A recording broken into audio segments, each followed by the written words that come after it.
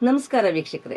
ಬೆಂಗಳೂರು ಬಹಳ safe city ಅಂತ 2-3 ದಿನದ ಮೊದಲು ನಮ್ಮ ಗೃಹ ಮಂತ್ರಿಗಳು ಹೇಳ್ತಾ ಇದ್ರು. ಅವ್ರು ಹೇಳಿದ್ದು ಮಹಿಳೆಯರಿಗೆ ಸೇಫ್ ಸಿಟಿ ಅಂತ. ಖಂಡಿತ ಮಹಿಳೆಯರಿಗೂ ಸೇಫ್ ಸಿಟಿಯಾಗಿ ಉಳಿಯುವ ಯಾವ ಲಕ್ಷಣವೂ ನಮ್ಮ ಬೆಂಗಳೂರು ನಗರದಲ್ಲಿ ಕಾಣ್ತಾ ಇಲ್ಲ. ಹಾಗೇನೆ ಕರ್ನಾಟಕ ರಾಜ್ಯ ಕೂಡ. ಜೊತೆಗೆ ಈಗ ಬರ್ತಾ ಇರುವಂತಹ ಸುದ್ದಿಗಳು, ಬೇರೆ ಬೇರೆ ಕಡೆಯಿಂದ ಬರ್ತಾ ಇರುವಂತಹ ವಿಡಿಯೋಗಳನ್ನು ನೋಡಿದ್ರೆ ಖಂಡಿತ ಗೃಹ ಮಂತ್ರಿಗಳು ರಾಜ್ಯದ ಗೃಹ ಮಂತ್ರಿಗಳಾಗಿ ಕೆಲಸ ಮಾಡ್ತಾ ಇದ್ದಾರಾ ಅಂತನ್ನುವಂತಹ ಪ್ರಶ್ನೆ, ಮತ್ತು ಪೊಲೀಸ್ ಇಲಾಖೆ ಪುಂಡ್ ಪೋಖರಿಗಳ ಕೈನಲ್ಲಿ ಲಾ ಅಂಡ್ ಆರ್ಡರ್ ಅನ್ನ ಕೊಟ್ಬಿಟ್ಟು ತಮ್ಮ ಪಾಡಿಗೆ ತಾವು ತಮ್ಮ ಕೆಲಸ ಮಾಡ್ಕೊಂಡಿದ್ದಾರಾ ಅಂತ ಅನಿಸಿದ್ರೆ ನಮ್ ತಪ್ಪಲ್ಲ ಅದು. ನಾನು KS ವಿಮ್ಲಾ, ಇದು ಜನಶಕ್ತಿ ಮೀಡಿಯಾ. ಪುನೀತ್ ಕೆರೆಹಳ್ಳಿ ಹಲವು ರೀತಿಯ ಪುಂಡಾಟಗಳಿಗೆ, ಕೊಲೆಗಳಿಗೆ, ಇವನ್ ಪಿಂಪ್ ಕೆಲಸನೂ ಮಾಡ್ತಾರೆ ಅಂತ ಪ್ರಕರಣಗಳು ದಾಖಲಾಗಿ ಜೈಲಿಗೂ ಹೋದವರು ಮತ್ತು ಜಾಮೀನಿನ ಮೇಲೆ ಹೊರಗಡೆ ಇರೋ ಅಂಥವ್ರು.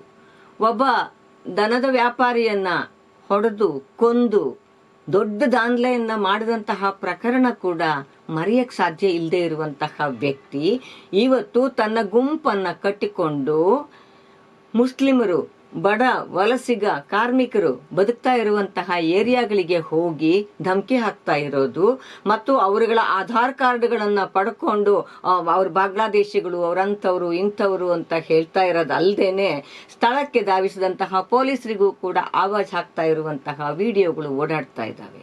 ಸ್ವಾಮಿ, ಕರ್ನಾಟಕ ರಾಜ್ಯದಲ್ಲಿ ಸರ್ಕಾರ ಇದೆಯಾ? ಪೊಲೀಸ್ ಇಲಾಖೆ ಕೆಲಸ ಮಾಡ್ತಾ ಇದೆಯಾ? ಈ ರೀತಿಯ ಕಾನೂನು ಬಾಹಿರ ಕೆಲಸಗಳನ್ನ ಮಾಡೋದಕ್ಕೆ, ಸಿಕ್ಕಲ್ಲಿಗೆ ಹೋಗಿ ನುಗ್ಗಿ ದಾಂಧಲೆ ಮಾಡೋದಕ್ಕೆ ಯಾವ ಕಾನೂನಲ್ಲಿ ಅವಕಾಶ ಇದೆ? ಅಂಥದ್ದೊಂದು ಸಂದರ್ಭಗಳಿದ್ರೆ ಅದನ್ನ ನೋಡೋದಕ್ಕೆ ಸರ್ಕಾರ ಇಲ್ವಾ? ಪೊಲೀಸ್ ಇಲಾಖೆ ಇಲ್ವಾ? ಯಾರು ಕೊಟ್ರು ಪುನೀತ್ ಕೆರೆಹಳ್ಳಿ ಮತ್ತು ಅವರ ಗುಂಪಿಗೆ ಈ ರೀತಿಯ ದಾಂಧಲೆ ಮಾಡೋದಕ್ಕೆ ಅಧಿಕಾರವನ್ನ? ಕರ್ನಾಟಕ ಸರ್ಕಾರ ಯೋಚನೆ ಮಾಡಬೇಕಾಗಿದೆ. ಇದೇ ಹೊತ್ತಿನಲ್ಲಿ ಮಂಗಳೂರಿಂದ ನಮಗೆ ಸುದ್ದಿ ಬರ್ತಾ ಇದೆ, ಅಲ್ಲೂ ಕೂಡ ಇದೇ ರೀತಿಯ ಬಾಂಗ್ಲಾದೇಶಿಯರು ಅಂತ ವಲಸಿಗ ಕಾರ್ಮಿಕರ ಮೇಲೆ ಹಲ್ಲೆ ಮಾಡೋದಕ್ಕೆ ಹೋದಂತಹ ಅಥವಾ ಸಾಮಾಜಿಕ ಮಾಧ್ಯಮಗಳಲ್ಲಿ ಆ ರೀತಿಯ ಸುದ್ದಿಗಳನ್ನು ಹರಿದು ಬಿಡ್ತಾ ಇರೋ ಅಂತವರಿಗೆ ಮಂಗಳೂರಿನ ಪೊಲೀಸ್ ಕಮಿಷನರು ಖಡಕ್ ವಾರ್ನಿಂಗ್ ಕೊಟ್ಟಿದ್ದಾರೆ ಅಂತ ಅನ್ನೋದು ಕೂಡ ಸಾಮಾಜಿಕ ಮಾಧ್ಯಮದಲ್ಲಿ ಓಡಾಡ್ತಾ ಇದೆ. ಸಂತೋಷ, ಮಂಗಳೂರಿನ ಪೊಲೀಸ್ ಇಲಾಖೆ ಅಷ್ಟು ಎಫೆಕ್ಟಿವ್ ಆಗಿ ಲಾ ಅಂಡ್ ಆರ್ಡರ್ ನೋಡೋದಕ್ಕೆ ನಾವಿದೀವಿ, ಬೇರೆ ಯಾರಿಗೂ ಇದನ್ನ ಮಾಡ್ಲಿಕ್ಕೆ ಬಿಡೋಲ್ಲ ನಾವು, ಸಮಾಜದ ಸ್ವಾಸ್ಥ್ಯವನ್ನ ಹಾಳು ಮಾಡೋದಕ್ಕೆ ಬಿಡಲ್ಲ ನಾವು ಅಂತ ಅವ್ರು ಹೇಳಿದ್ರೆ ಖಂಡಿತ ಅದನ್ನು ಸ್ವಾಗತಿಸ್ತೀವಿ. ಆದ್ರೆ ಬೆಂಗಳೂರಿನ ಪೊಲೀಸ್ ಏನ್ ಮಾಡ್ತಿದ್ದಾರೆ? ಸ್ವತಃ ಪೊಲೀಸರ ಎದುರಿಗೆ ಆ ಪುನೀತ್ ಕೆರೆಹಳ್ಳಿ ನೋಡಿ, ಇವರನ್ನು ಹಿಡ್ಕೊಟ್ಟಿದೀವಿ ನಾವು, ಅವರನ್ನು ಹಿಡ್ಕೊಟ್ಟಿದೀವಿ ಅಂತ ವಿಡಿಯೋಗಳನ್ನ ಮಾಡಿ ಬಿಡ್ತಾ ಇರುವಂತಹ ಸಂದರ್ಭದಲ್ಲಿ ರಾಜ್ಯದಲ್ಲಿ ಇನ್ನೊಂದಿಷ್ಟು ಧರ್ಮದ್ವೇಷವನ್ನು ಹುಟ್ಟಿಸುವಂತಹ, ಜನರ ಮಧ್ಯೆ ಹಗೆತನವನ್ನು ಹುಟ್ಟಿಸುವಂತಹ ಮತ್ತು ಆ ಬೆಂಕಿಯಲ್ಲಿ ತನ್ನ ರೊಟ್ಟಿಯನ್ನ ಬೇಯಿಸಿಕೊಳ್ಳೋದಕ್ಕೆ ಬಿಜೆಪಿ ಸದಾ ತುದಿಗಾಲಲ್ಲಿ ಕಾಯ್ತಾ ಇರುವಂಥದ್ದನ್ನು ನಾವು ಹಲವು ಸಂದರ್ಭಗಳಲ್ಲಿ ನೋಡಿದ್ದೀವಿ. ನಿಜವಾಗಿ ಅಂತಂದ್ರೆ ಒಂದು ಆಧಾರಿಗೆ ಒಂದು ಕಾನೂನಿದೆ. ಆ ಕಾನೂನಿನ ಪ್ರಕಾರ ಯಾರು ಬೇಕಾದ್ರೂ ಹೋಗಿ ಯಾರನ್ನ ಬೇಕಾದ್ರೂ ಆಧಾರ್ ಕಾರ್ಡ್ ಕೊಡು ಅಂತ ಕೇಳುವ ಹಾಗೂ ಇಲ್ಲ, ಅದನ್ನ ಯಾರ್ಯಾರಿಗೂ ತೋರಿಸುವ ಪ್ರಶ್ನೆಯೂ ಇಲ್ಲ. ಈ ರೀತಿಯಲ್ಲಿ ಪ್ರತಿ ಕ್ಷಣ, ಪ್ರತಿ ದಿನ, ಪ್ರತಿ ಸಂದರ್ಭದಲ್ಲಿ ಈ ಕಾನೂನಿನ ಉಲ್ಲಂಘನೆಯನ್ನ ಮಾಡುವಂತಹ ಪುನೀತ್ ಕೆರೆಹಳ್ಳಿ ಇರಬಹುದು, ಅವರ ಗ್ಯಾಂಗ್ ಇರಬಹುದು, ಅಥವಾ ಇಂತಹ ಯಾವುದೇ ಕಾನೂನು ಬಾಹಿರ ಮತ್ತು ಸಮಾಜದ ಸ್ವಾಸ್ಥ್ಯವನ್ನ ಹಾಳು ಮಾಡುವಂತಹ ಕೆಲಸ ಮಾಡುವವರನ್ನ ನಿಯಂತ್ರಿಸಿದ ಕೆಲಸ ಸರ್ಕಾರದಾಗಬೇಕು. ಗೃಹ ಮಂತ್ರಿಗಳು ಮಾತೆತ್ತಿದ್ರೆ ಗೊತ್ತಿಲ್ಲ ಗೊತ್ತಿಲ್ಲ ಗೊತ್ತಿಲ್ಲ ಅನ್ನುವ ಗೃಹ ಮಂತ್ರಿಗಳು ದಯವಿಟ್ಟು ತಮ್ಮ ಇಲಾಖೆ ಏನು ಕೆಲಸವನ್ನ ಮಾಡಬೇಕು ಅಂತನ್ನುವ ಕಡೆ ಗಮನ ಕೊಟ್ರೆ ಈ ಬೆಂಗಳೂರು ಕೂಡ ಸುರಕ್ಷಿತವಾಗಿ ಉಳಿಲಿಕ್ಕೆ ಸಾಧ್ಯ.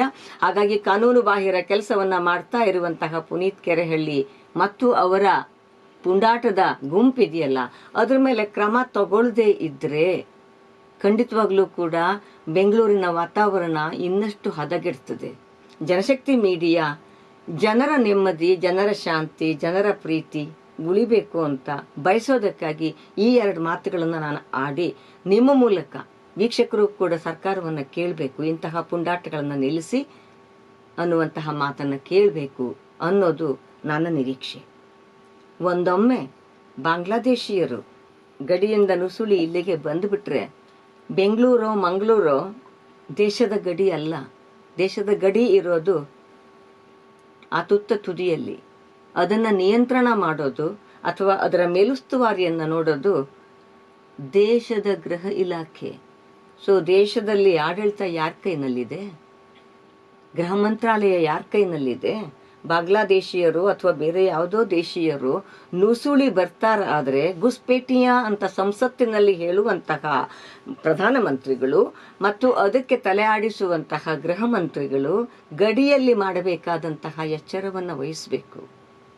ಆದರೆ ಹೊಟ್ಟೆಪಾಡಿಗಾಗಿ ಪಶ್ಚಿಮ ಬಂಗಾಳದಿಂದನೋ, ಒರಿಸ್ಸಾದಿಂದನೋ, ಬಿಹಾರದಿಂದನೋ, ಬೇರೆ ಬೇರೆ ರಾಜ್ಯಗಳಿಂದ ಇಲ್ಲಿ ಬಂದು ತಮ್ಮ ಬೆವರಿನ ಶ್ರಮದಿಂದ ಕೆಲಸ ಮಾಡುವಂತಹ ಕಾರ್ಮಿಕರ ಮೇಲೆ ಈ ಹಿಂದುತ್ವವಾದಿ ಪುಂಡಾಟವನ್ನು ಮಾಡುವವರು ಎರಗುತ್ತಾರೆ, ಕಾನೂನನ್ನು ಕೈಗೆ ತಗೋತಾರೆ ಅಂತಂದ್ರೆ ಕರ್ನಾಟಕ ಸರ್ಕಾರ ಇದರ ಬಗ್ಗೆ ಅತ್ಯಂತ ಗಂಭೀರವಾದಂತಹ ಗಮನವನ್ನ ಹರಿಸಲೇಬೇಕಾದಂತಹ ಒತ್ತಾಯವನ್ನ ನಾವು ನೀವು ಎಲ್ಲರೂ ಸೇರಿ ಮಾಡೋಣ.